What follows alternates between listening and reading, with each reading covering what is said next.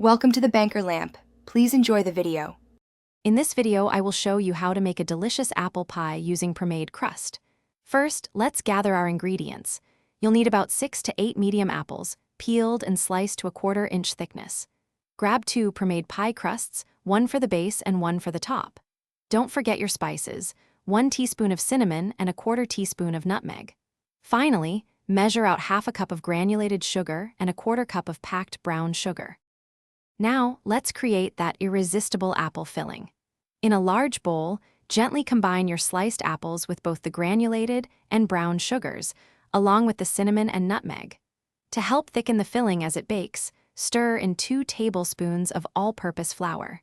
A little squeeze of fresh lemon juice will brighten the flavors beautifully.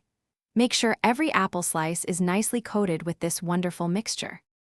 It's time to assemble our pie. Carefully place one of your Premade crusts into a 9-inch pie plate, pressing it gently to fit the contours. Next, spoon your prepared apple filling evenly into the bottom crust, mounding it slightly in the center. Now, carefully place the second Premade crust over the top. Crimp the edges together firmly to seal the pie. Don't forget to cut several small slits in the top crust. This allows steam to escape during baking. Finally, let's bake our masterpiece. Preheat your oven to 425 degrees Fahrenheit and bake the pie for 15 minutes.